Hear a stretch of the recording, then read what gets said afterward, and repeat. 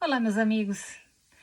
Hoje a gente não vai conhecer a história de alguém, tá? Mas eu vou postar um outro vídeo contando uma história ainda essa semana para você, tá bom? Hoje eu gostaria de conversar contigo a respeito de um episódio do Mormon Stories Podcast de John Dehlin. Eu não tenho escutado esses podcasts mais porque eu cansei, né? Enjoei. Mas uma amiga minha me deu um toque, falou que eu deveria escutar este. Eu escutei e gostei muito porque eu aprendi e descobri coisas que eu não tinha a menor ideia. E eu preciso dividir com você, porque existe uma grande, como é que fala? Existe um grande tabu, uma grande falsa tradição na Igreja Mórmon, de que se você questiona, né, por exemplo, o livro de Mórmon, é porque você não tem um testemunho, ou porque você está rebelde, ou por isso, por aquilo. Existem vários tabus, né? E eu vou te contar a história hoje de um ex-historiador, ex porque ele faleceu, né? Ele era um grande historiador da igreja, foi ele que escreveu aquela obra, ele que produziu aquela obra de 6 volumes em que a história da igreja é contada, tá? Aquela obra foi publicada em 1930, tá? E é a única obra que conta a história da igreja até agora. O nome dele era B.H. Roberts. Ele teve uma questão muito interessante com relação ao livro de Mórmon, que Shannon Caldwell Montes, ela conta nessa tese de mestrado que ela fez na Universidade de Nevada. A tese dela é intitulada As Reuniões Secretas Mormons de 1922. Então, nessa tese dela, ela que é entrevistada por John Dehlin nesse episódio do Mormon Stories Podcast, ela fala sobre B.H. Roberts e esse incidente que aconteceu, tá? E eu achei extremamente interessante. Ele era, além de historiador da igreja e um grande intelectual, ele também era membro do Quórum dos 70, que na época tinha o mesmo prestígio, eu diria, que o Quórum dos 12 Apóstolos, tá? Então ele era uma autoridade geral da igreja de grande peso, de renome, tá? Eu traduzi só uma parte das 3 horas de entrevista, né, que ela tem com John Dehlin, e eu vou ler para você a maioria das coisas que eu traduzi, porque eu não quero passar informação equivocada para você, porque trata-se da tese dela, tá?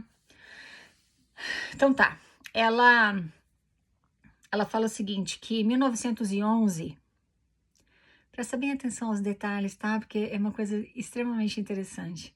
Em 1911, aqui nos Estados Unidos, por conta da teoria de evolução de Darwin, a Bíblia, a historicidade da Bíblia começou a ser questionada, tá?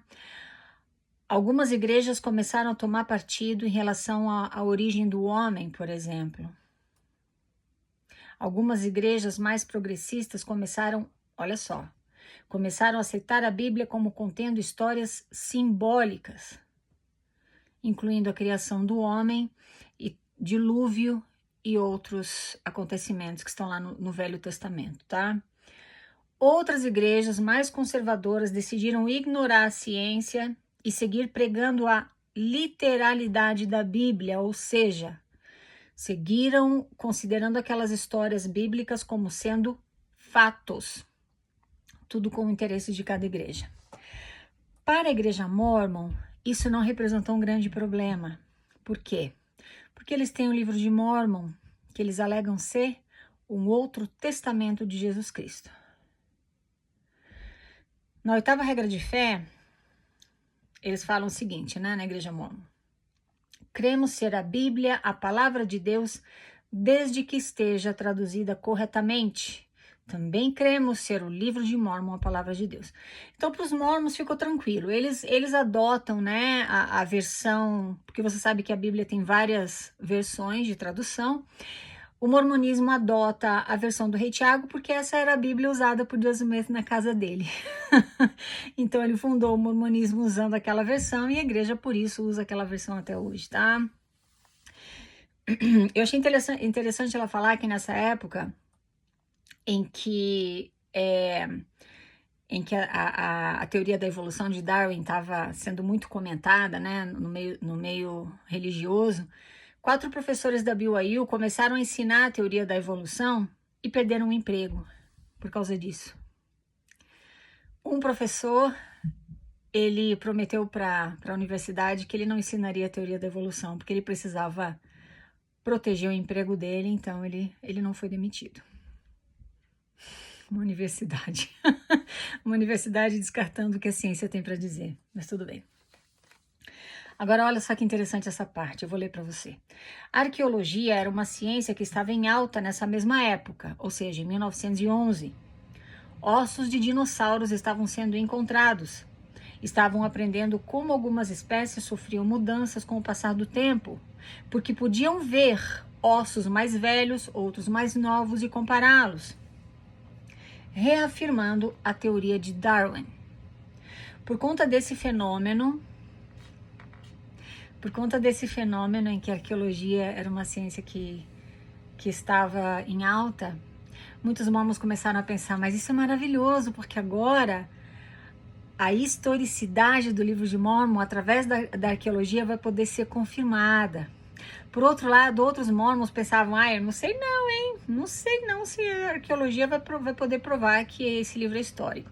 Então havia essa divisão, tá? Então o que acontece?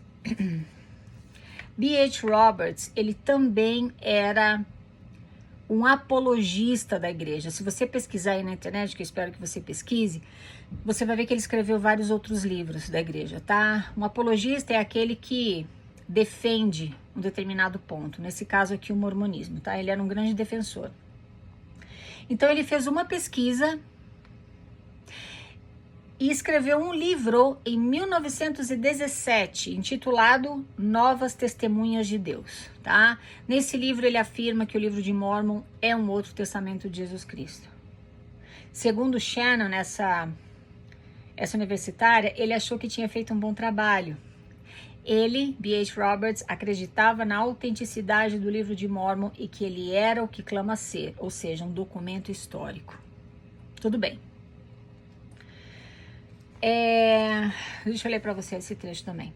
Mais tarde, conforme perguntas mais específicas em relação à arqueologia e o livro de Mórmon começaram a surgir, ele admite, Roberts, tá? Ele admite diante das autoridades gerais da igreja que, apesar de suas pesquisas, ele não conseguia responder àquelas questões, como, por exemplo, a existência de cavalos, de metais, a linguagem, etc. Olha o que ele fala aqui. Ele pega bem pesado. Mas isso aqui é um homem religioso que tem um testemunho, né, da veracidade da igreja e do livro de Mórmon, um homem que é uma autoridade geral na igreja, é um historiador e um intelectual. Então ele não deixa a parte intelectual dele de fora. E ele fala o seguinte: se a origem do livro de Mórmon puder ser comprovada como sendo diferente daquela que Joseph Smith afirmava ser, se o livro em si não puder ser comprovado como sendo o que afirma ser, então a Igreja de Jesus Cristo dos Santos dos Últimos Dias, sua mensagem e doutrina devem cair, pois se o que ele diz não é verdade, então Joseph é o mais falso profeta de todos os falsos profetas, e tudo que ele ensinou e todas as suas alegações de inspiração e divina autoridade são não apenas vãs, como também imorais. E tudo que ele fez como um líder religioso não é apenas inútil, mas pernicioso além da compreensão humana. Ele segue.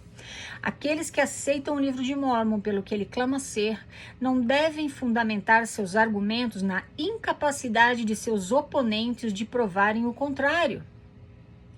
O lado afirmativo da questão pertence a nós, que erguemos diante do mundo o livro de Mórmon como sendo uma revelação de Deus. O ônus da prova repousa sobre nós em cada debate, porque não só o livro de Mórmon deve não ser provado ter outra origem, a não ser aquela que nós afirmamos, mas devemos também provar que sua origem é aquela que dizemos ser. O livro em si deve ser o que dizemos ser, uma revelação de Deus. Para ser conhecido, a verdade precisa ser declarada. E quanto mais clara e completa for a declaração, melhor oportunidade o Espírito Santo terá para testificar às almas que este trabalho é verdadeiro. Para resumir, você como membro da igreja, você como uma pessoa que se diz ter um testemunho do livro de Mórmon, você não pode simplesmente, quando presta teu testemunho, falar assim, usar como argumento, mas como é que Joseph ia escrever um livro desse? É claro que é verdadeiro. Não importa que na época não havia cavalos na América, não havia aço, não havia seda, né? Mas que tá tudo lá no livro de Mórmon. Você ignora tudo isso e você confia na capacidade das pessoas que não acreditam e não provarem para você que o livro não é o que clama ser. Isso aqui é um intelectual falando para você. Não é um anti-mórmon, não é um apóstata revoltado. Isso aqui é um membro do Quórum dos 70. Não esquece disso. Eu só tô traduzindo para você o que ele falou. Então, ela segue falando o seguinte. Ele, B.H. Roberts, acreditava que com um pouco mais de recursos, um pouco mais de pesquisas, a igreja conseguiria provar a sua autenticidade, porque até aquele momento eles confiavam apenas na inabilidade dos críticos de provarem o contrário, ou seja, que o livro não é histórico. Então, B.H. Roberts, ele tinha boa fé, ele estava fazendo um trabalho sério e sincero. Ele não estava tentando derrubar ninguém, prejudicar ninguém, ele só estava perseguindo a verdade, tá? Agora, olha o que aconteceu. Isso em 1921 agora. O então apóstolo James E. Talmage recebeu uma carta de um amigo dele, membro da igreja, falando o seguinte, olha, eu tenho um amigo que está pesquisando sobre a igreja e quando ele conheceu o livro de Mórmon, ele leu e me fez algumas perguntas aqui que eu não estou sabendo responder. E ele mandou para Talmage essas perguntas, tá? E Talmage olhou aquelas perguntas e falou, eu não sei não, ignorou, tá?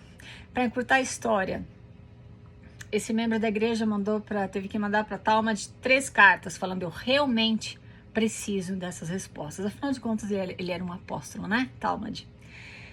Então, Talmage pensa assim, bom, eu não sei nada disso aqui, não sei não. Então, eu vou mandar para B.H. Roberts essas perguntas, porque ele como historiador e como historiador, apologista da igreja e intelectual, ele vai saber responder. Bom, as 5 perguntas, tá, que Talmage, então, encaminhou para B.H. Roberts são as seguintes. Número 1. Como poderia a grande diversidade das línguas indígenas primitivas terem ocorrido em tão pouco tempo, até aproximadamente 400 depois de Cristo? Se os nefitas chegaram às Américas em 600 a.C., falando hebraico, porque são judeus, e escrevendo em egípcio reformado, que é um idioma que não existe, como se explica o fato de haver centenas de dialetos indígenas, nenhum deles com traços hebraicos? Isso é pergunta de um pesquisador, tá? Interessado em saber a verdade. Ele não tá tentando provocar ninguém aqui, tá? Número 2. O livro de Mórmon diz que os seguidores de Lehi, chegando ao Novo Mundo, encontraram cavalos, os quais não existiam nem mesmo quando os primeiros exploradores espanhóis chegaram aqui. Pergunta número 3. Apesar de judeus não terem conhecimento da existência de aço em 600 a.C., é dito que Nefe teria tido uma espada de aço depois de ter saído de Jerusalém. Ele a teria trazido de lá. Número 4. O livro de Mórmon fala de espadas e cimitarras, sendo que a palavra cimitarra não aparece em literatura antiga até o surgimento de Muhammad, em aproximadamente 600 depois de Cristo, no meio leste, que é quando essa palavra se torna conhecida no Velho Mundo. Como poderiam os lamanitas estarem usando essa palavra que nem existia ainda, mas que surgiu séculos depois em um outro continente? Pergunta número 5. Apesar de seda não ser um artigo conhecido na América, os nefitas conheciam e usavam. A seda veio da China muito tempo depois. Eu volto já na sequência.